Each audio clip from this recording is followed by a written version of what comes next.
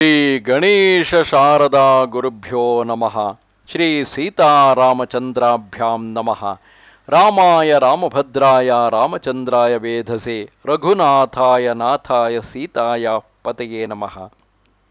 ಶ್ರೋತೃಗಳಿಗೆ ಶ್ರೀಮದ್ ವಾಲ್ಮೀಕಿ ರಾಮಾಯಣದ ಅಯೋಧ್ಯಾಕಾಂಡದ 50ನೆಯ ಸರ್ಗಕ್ಕೆ ಸ್ವಾಗತ. ಹಿಂದಿನ ಅಧ್ಯಾಯಗಳಲ್ಲಿ ನಗರವಾಸಿಗಳನ್ನು ಹಿಂದೆಯೇ ಬಿಟ್ಟು ಅವರು ಅಯೋಧ್ಯೆಗೆ ಹಿಂದಿರುಗುವಂತೆ ಮಾಡಿ ಶ್ರೀರಾಮಚಂದ್ರನು ಮುಂದುವರಿದು ಹಲವು ನದಿಗಳನ್ನು ದಾಟಿ ಅರಣ್ಯ ಮಾರ್ಗದಲ್ಲಿ ಸಾಗುತ್ತಿರುವನು. ತನ್ನ ಕೋಸಲ ದೇಶದಿಂದ ಸಾಧ್ಯವಾದಷ್ಟು ದೂರ ಸಾಗಿ ತದನಂತರ ಅರಣ್ಯಗಮನ ಮಾಡುವುದು ರಾಮನ ಉದ್ದೇಶವಾಗಿರಬಹುದು. ವಿಶಾಲಾನ್ ಕೋಸಲಾನ್ ರಮ್ಯಾನ್ ಜ್ಞಾತ್ವಾ ಲಕ್ಷ್ಮಣ ಪೂರ್ವಜಃ ಅಯೋಧ್ಯಾಮನ್ಮುಖೋ ಧೀಮಾನ್ ಪ್ರಾಂಜಲಿರ್ವಾಕ್ಯಮಬ್ರವೀತ್. ಈ ಪ್ರಕಾರ ವಿಶಾಲ ಮತ್ತು ರಮಣೀಯ ಕೋಸಲ ದೇಶದ ಸೀಮೆಯನ್ನು ದಾಟಿ ಲಕ್ಷ್ಮಣನ ಅಣ್ಣ ಬುದ್ಧಿವಂತ ಶ್ರೀರಾಮನು ಅಯೋಧ್ಯೆಯ ಕಡೆಗೆ ಮುಖ ಮಾಡಿ ಕೈಜೋಡಿಸಿಕೊಂಡು ಹೇಳಿದನು. ಅಪ್ರಚ್ಛೇತ್ವಾಂ ಪುರಿಶ್ರೇಷ್ಠೆ ಕಾಕುಸ್ಥ ಪರಿಪಾಲಿತೆ ದೈವತಾನಿ ಚ ಯಾನಿ ತ್ವಾಂ ಪಲಯಂತ್ಯಾವಸಂತಿ ಚ.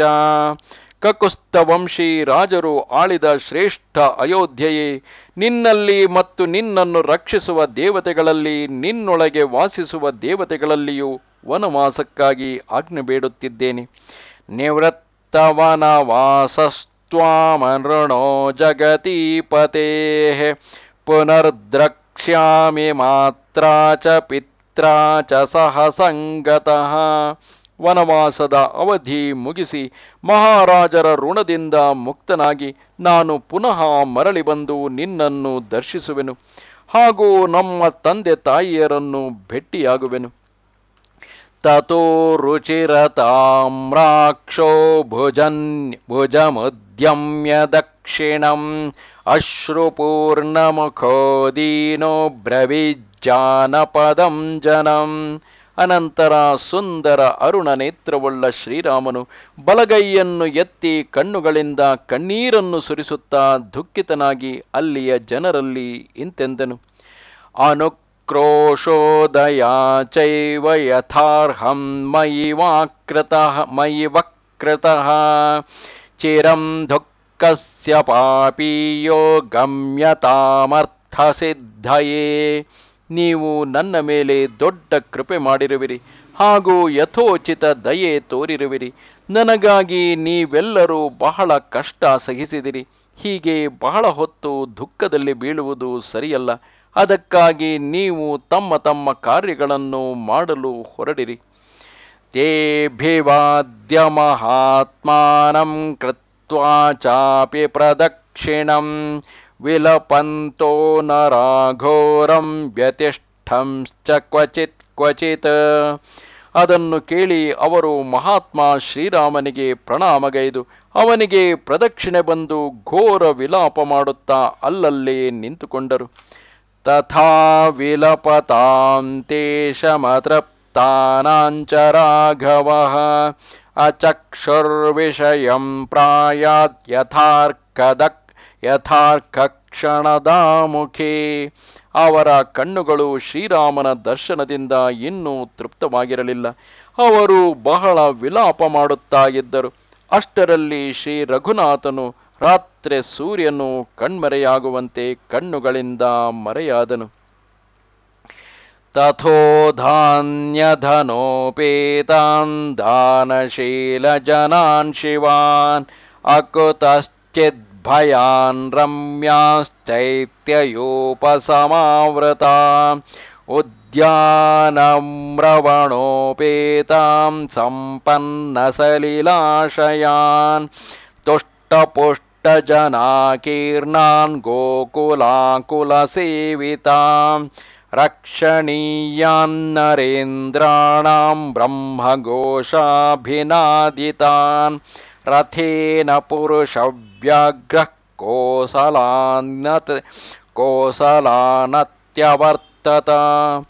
ಬಳಿಕ ಪುರುಷಸಿಂಹ ಶ್ರೀರಾಮನು ರಥದಿಂದಲೇ ಆ ಕೋಸಲ ದೇಶದ ಧನಧಾನ್ಯಗಳಿಂದ ಸಮೃದ್ಧವಾಗಿದ್ದ ಗಡಿಯನ್ನು ದಾಟಿದನು.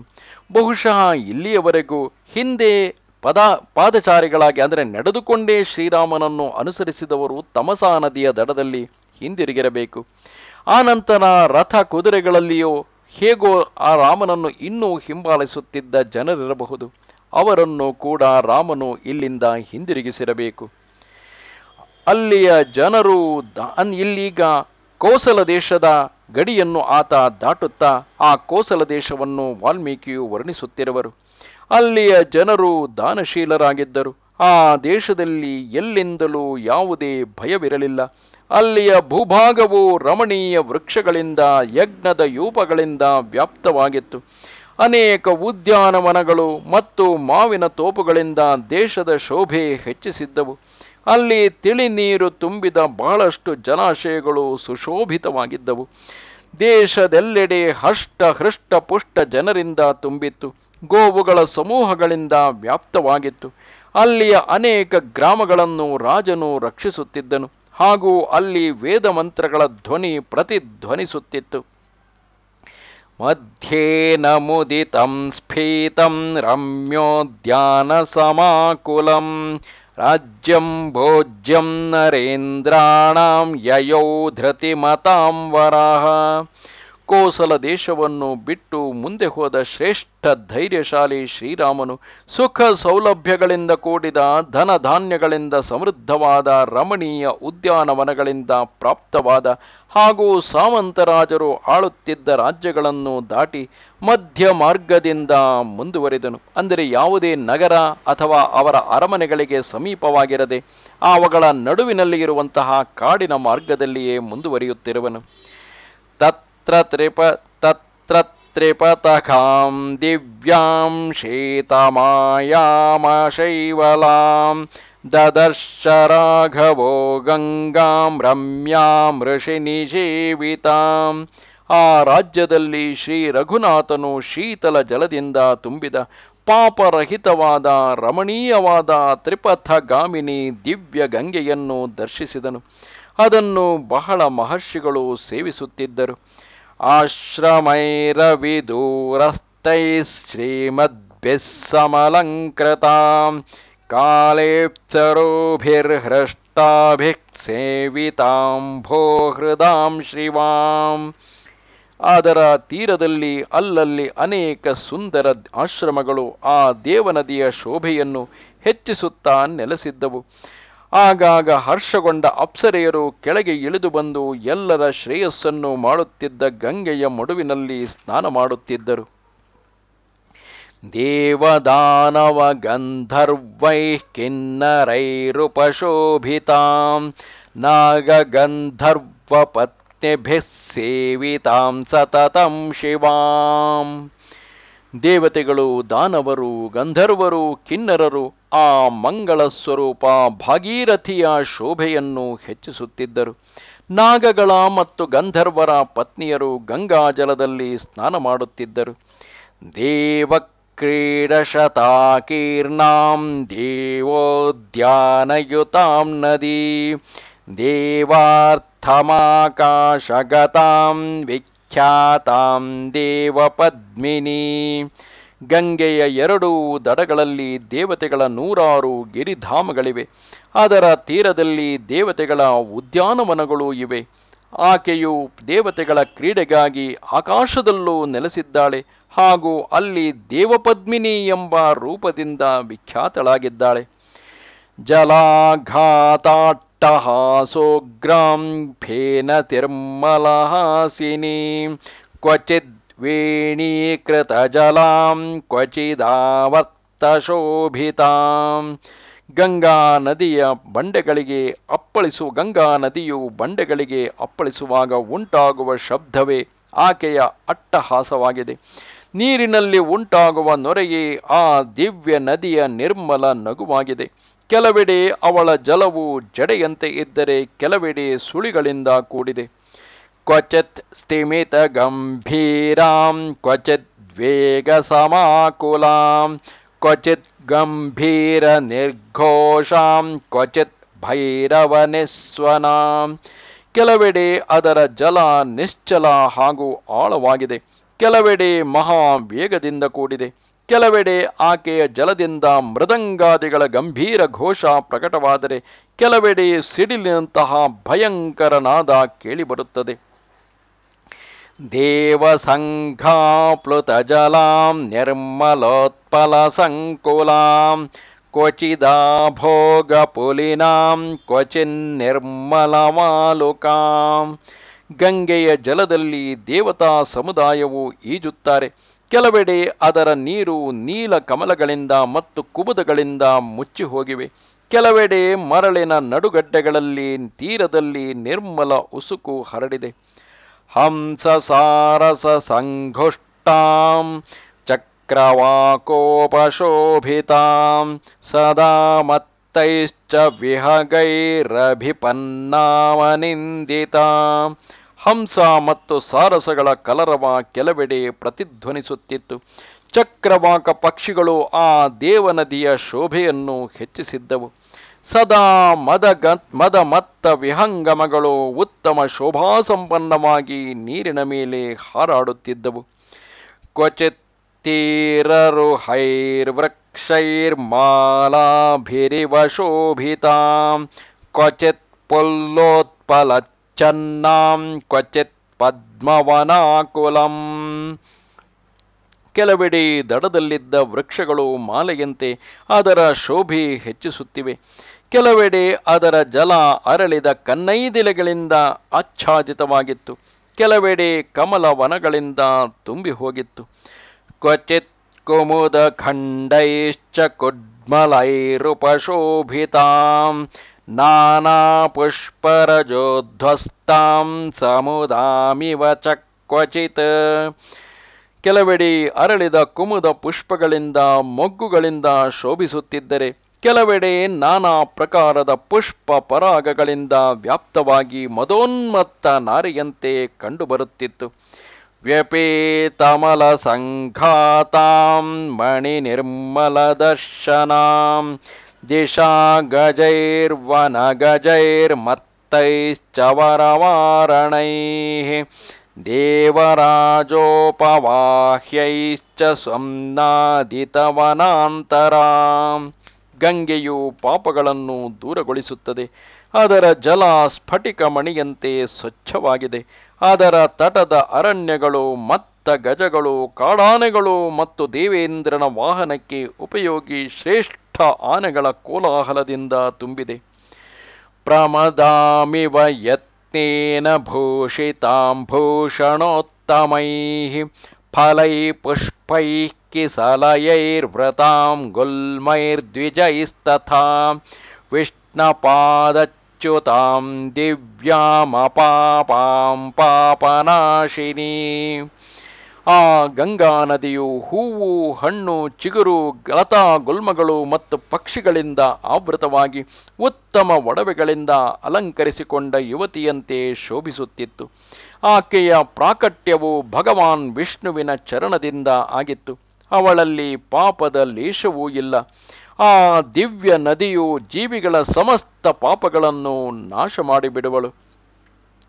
ಶಿಂಶುಮಾರೈಶ್ಚ ನಕ್ರೈಶ್ಚ ಭುಜಂಗೈಶ್ಚ ಸಮನ್ವಿತಾಂ ಶಂಕರಸ್ಯ ಜಟಾಜೂಟದ್ಭ್ರಷ್ಟಾಂ ಸಾಗರ ತೇಜಸಾ ಸಮುದ್ರಮಹಿಷೀಂ ಗಂಗಾಂ ಸಾರಸಕ್ರೌಂಚನಾದಿತಾಂ ಅಸಸಾದ ಮಹಾಬಾಹುಃ ಶೃಂಗವೇರಪುರಂ ಪ್ರತಿ. ಆಕೆಯ ಜಲದಲ್ಲಿ ನೀರು ಕಪಿಗಳು, ಮೊಸಳೆಗಳು, ನೀರು ಹಾವುಗಳು ವಾಸಿಸುತ್ತವೆ. ಸಗರವಂಶಿ ಭಗೀರಥನ ತಪೋಮಯ ತೇಜದಿಂದ ಶಂಕರನ ಜಟಾಜೂಟದಿಂದ ಅವತರಿಸಿದ ಸಮುದ್ರನ ರಾಣಿಯಾದ ದೇವನದಿಯ ಸನಿಹದಲ್ಲಿ ಸಾರಸ ಕ್ರೌಂಚ ಪಕ್ಷಿಗಳು ಕಲರವ ಮಾಡುತ್ತಿದ್ದ ಗಂಗೆಯ ಬಳಿಗೆ ಮಹಾಬಾಹು ಶ್ರೀರಾಮನು ತಲುಪಿದನು. ಆ ಗಂಗೆಯು ಶೃಂಗವೇರಪುರಕ್ಕೆ ತಾಗಿ ಹರಿಯುತ್ತಿದ್ದಳು. ತಾಮೂರ್ಮಿಕಲಿಲಾವರ್ತಾಮನ್ವವೇಕ್ಷ್ಯ ಮಹಾರಥಃ ಸುಮತ್ ಸುಮಂತ್ರಮಬ್ರವೀತ್ ಸೂತಮಿಹೈವಾದ್ಯವಸಾಮಹೇ. ಸುಳಿಗಳಿಂದಲೂ ತೆರೆಗಳಿಂದಲೂ ವ್ಯಾಪ್ತವಾದ ಆ ಗಂಗೆಯನ್ನು ದರ್ಶಿಸಿ ಮಹಾರಥಿ ಶ್ರೀರಾಮನು ಸಾರಥಿಯಾದ ಸುಮಂತ್ರನಲ್ಲಿ, ಸೂತನೆ, ಇಂದು ನಾವು ಇಲ್ಲೇ ಇರೋಣ ಎಂದು ಹೇಳಿದನು. ಅವಿದೂರಾದಯಂ ನದ್ಯಾ ಬಹುಪುಷ್ಪ ಪ್ರವಾಲವಾಂ ಸುಮಹಾನಿಂಗುದೀ ವೃಕ್ಷೋ ವಸಾಮೋತ್ರೈವ ಸಾರಥೇ. ಸಾರಥಿಯೇ, ಗಂಗೆಯ ಸನಿಹದಲ್ಲೇ ಇರುವ ಪುಷ್ಪಗಳಿಂದಲೂ ನವಪಲ್ಲವಗಳಿಂದಲೂ ಸುಶೋಭಿತವಾದ ಈ ಇಂಗುದಿ ಮಹಾವೃಕ್ಷದ ಕೆಳಗೆ ಇಂದು ನಾವು ತಂಗುವೆವು.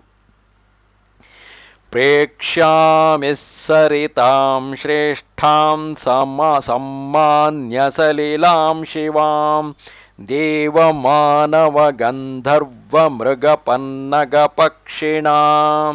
ಯಾವ ಗಂಗೆಯ ಜಲವು ದೇವತೆಗಳಿಗೆ, ಮನುಷ್ಯರಿಗೆ, ಗಂಧರ್ವರಿಗೆ, ಸರ್ಪಗಳಿಗೆ, ಪಶುಗಳಿಗೆ, ಪಕ್ಷಿಗಳಿಗೆ ಆದರಣೀಯವಾಗಿದೆಯೋ ಆ ಮಂಗಳ ಸ್ವರೂಪ ಸರಿತೆಗಳಲ್ಲಿ ಶ್ರೇಷ್ಠ ಗಂಗೆಯ ದರ್ಶನ ನಮಗೆ ಆಗುತ್ತಾ ಇರಲಿ.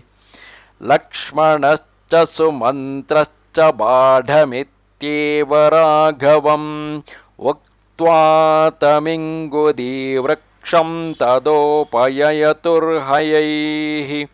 ಆಗ ಲಕ್ಷ್ಮಣ ಮತ್ತು ಸುಮಂತ್ರ ಇಬ್ಬರು ಶ್ರೀರಾಮನಲ್ಲಿ ಹಾಗೆಯೇ ಆಗಲಿ ಎಂದು ಹೇಳಿ ರಥದಲ್ಲೇ ಆ ಇಂಗುದಿ ವೃಕ್ಷದ ಸಮೀಪಕ್ಕೆ ಹೋದರು. ರಾಮೋಭಿಯಾಯತಂ ರಮ್ಯಂ ವೃಕ್ಷಮಿಕ್ಷ್ವಾಕುನಂದನಃ ರಥಾದವತರತ್ತಸ್ಮಾ ಸಭಾರ್ಯಃ ಸಹ ಲಕ್ಷ್ಮಣಃ. ಆ ರಮಣೀಯ ವೃಕ್ಷದ ಬಳಿಗೆ ಹೋಗಿ ಇಕ್ಷ್ವಾಕು ಕುಲನಂದನ ಶ್ರೀರಾಮನು ಪತ್ನಿ ಸೀತೆ ಮತ್ತು ಲಕ್ಷ್ಮಣರೊಂದಿಗೆ ರಥದಿಂದ ಕೆಳಗೆ ಇಳಿದನು. ಸುಮಂತ್ರೋಪ್ಯವತೀರ್ಯಾಥ ಮೋಚಯಿತ್ವಾ ಹಯೋತ್ತಮಾಂ ವೃಕ್ಷಮೂಲಗತಂ ರಾಮಮುಪತಸ್ಥೆ ಕೃತಾಂಜಲಿಃ.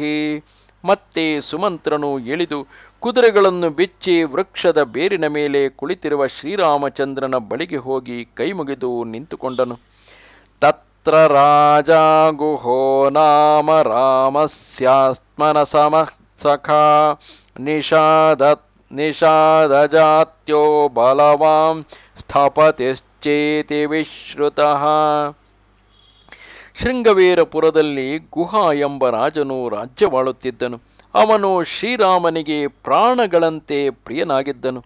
ನಿಷಾದ ಕುಲದಲ್ಲಿ ಹುಟ್ಟಿದ ಅವನು ಶಾರೀರಿಕ ಶಕ್ತಿ ಮತ್ತು ಸೈನಿಕ ಶಕ್ತಿಯಿಂದ ಬಲಿಷ್ಠನಾಗಿದ್ದನು. ಅಲ್ಲಿಯ ನಿಷಾದರಿಗೆ ಸುವಿಖ್ಯಾತ ರಾಜನಾಗಿದ್ದನು. ಸಶ್ರತ್ವಾ ಪುರುಷವ್ಯಾಘ್ರಂ ರಾಮಂ ವಿಷಯಮಾಗತಂ ವೃದ್ಧೈಃ ಪರಿವೃತೋ ಮಾತ್ಯಮಾತೈರ್ಜ್ಞಾತಿಭಿಶ್ಚಾಪ್ಯುಪಾಗತಃ.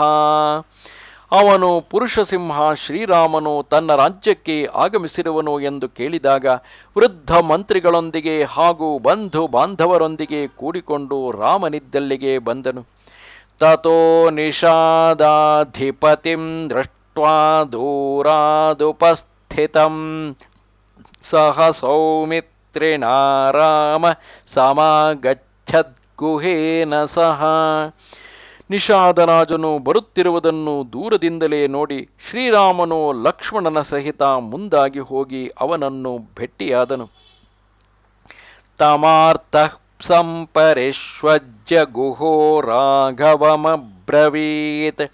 ಯಥಾಯೋಧ್ಯಾತಧೇದಂ ತೇ ರಾಮ ಕಿಂ ಕರವಾಣಿ ತೇ ಈದೃಶಂ ಹಿ ಮಹಾಬಾಹೋ ಕಃ ಪ್ರಾಪ್ಸ್ಯತ್ಯರ್ಥಿ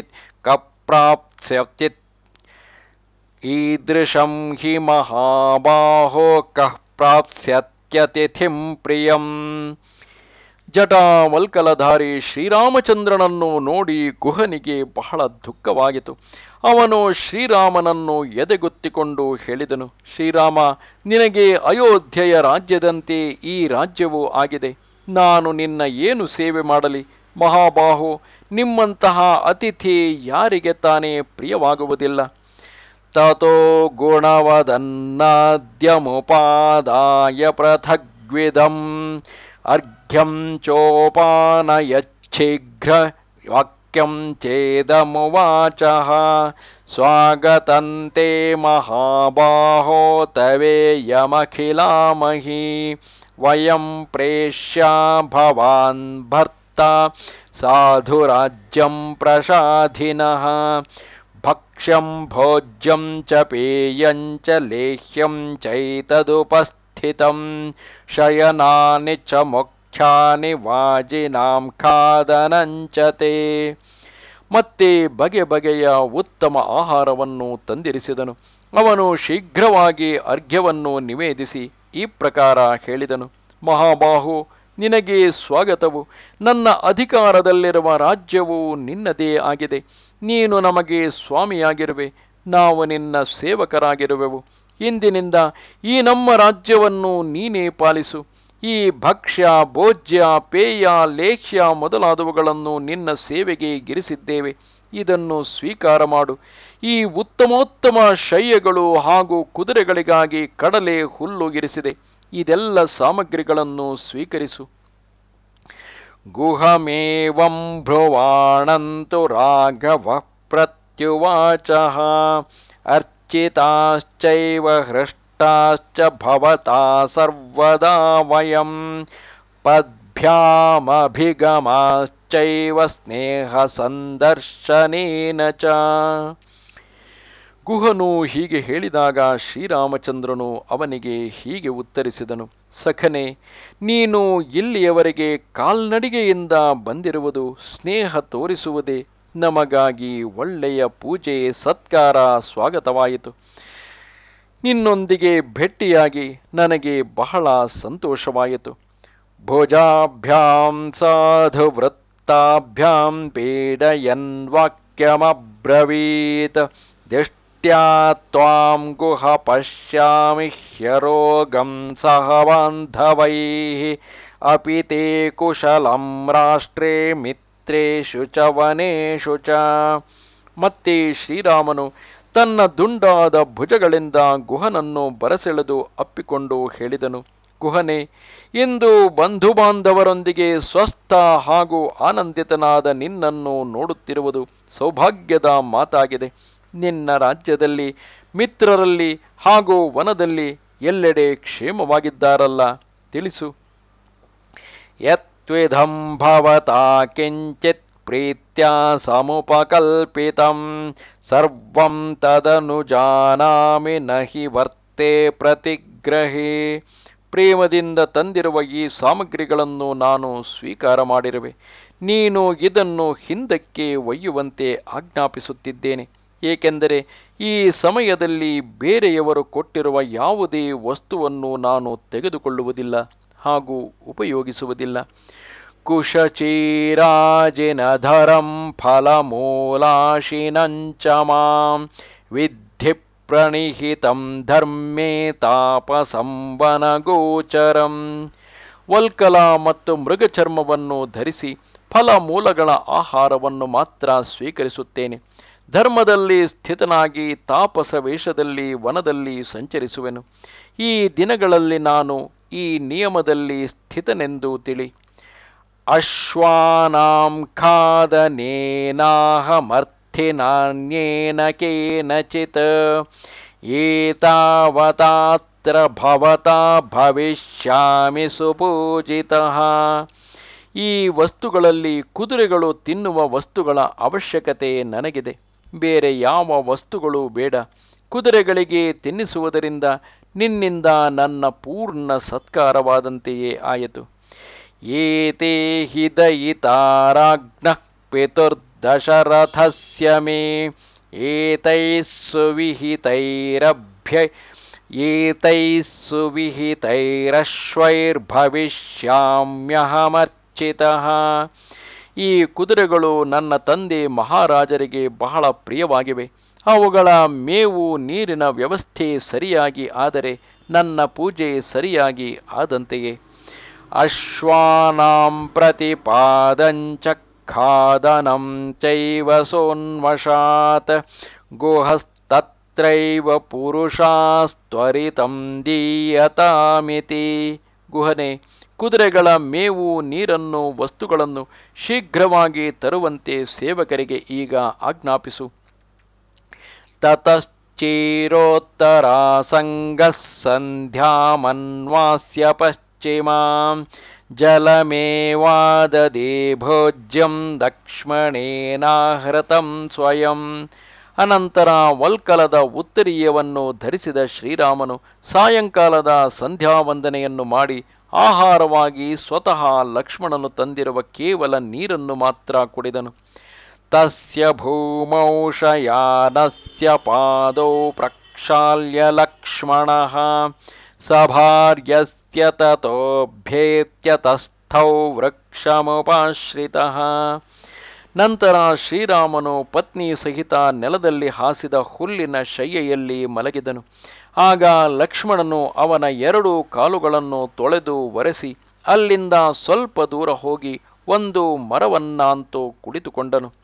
ಗುಹೋಪಿ ಸಹ ಸೂತೇನ ಸೌಮಿತ್ರಿಮನುಭಾಷಯನ್ ಅನ್ವಜಾಗ್ರತ್ತಥೋ ರಾಮಮಪ್ರಮತ್ತೋ ಧನುರ್ಧರಃ.